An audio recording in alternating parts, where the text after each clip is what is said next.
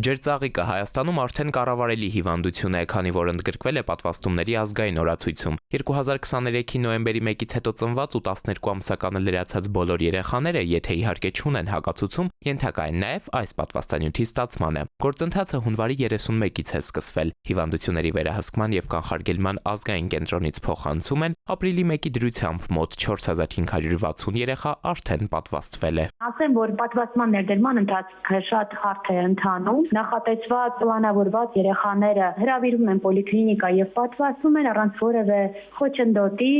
Իրականացում են նաեւ պատվաստումից հետո հետպատվաստումային շրջանի դիտարկումներ սահմանված կարգով, այս առումով էլ որևէ արտառոց երևույթներ չունեն։ Հովկակ Պաշտոնյայի գնահատմամբ այս պահին ունեցած արդյունքները գոհացնող են, հենց այսպես էին նախատեսել։ Լինում են դեպքեր, որ բացի պլանավորված երեխաներից դիմում են նաեւ այն ծնողները, որոնց երեխաները այս ցանկի, այսինքն սահմանված տարիքային խմբից դուրս են։ Իհարկե այդ փուլում իրենց չենք կարող պատվաստել, քանի որ հստակ սահմանված ունենք թիրախային խումբ։ Պատվաստումն ի դեպ երկու դեղաչափով է։ Հիմա պատվաստվող երեխաները երկրորդ դեղաչափը կստանան 2027-ին։ Կարող ենք միջազգային փորձը ասել, որ տարբեր երկրներում երբ որ ներդրվել է, օրինակ ԱՄՆ-ում, Գերմանիայում, Ֆինլանդիայում, ներդրումից հետո մոտ 5 տարի հետո արդեն ցուցանիշների նվազում է նկատվում ոչ միայն պատվաստված բնակչության շրջանում, այլ նաև ընդհանուր բնակչության շրջանում։ Մեր երկրում յուրաքանչյուր տարի գրանցվում է ջրծաղիկով հիվանդանալու 15-ից 16000 դեպք, սակայն այս թիվը 2-ից 5 տարին մեկ կտրուկ ավելանում է։ Օրինակ նախորդ տարի ունեցել ենք 22000-ից ավելի դեպք, իսկ այս տարվա միայն հունվարին 2300-ից ավելի, թեպետ 2025-ը դիտարկվում է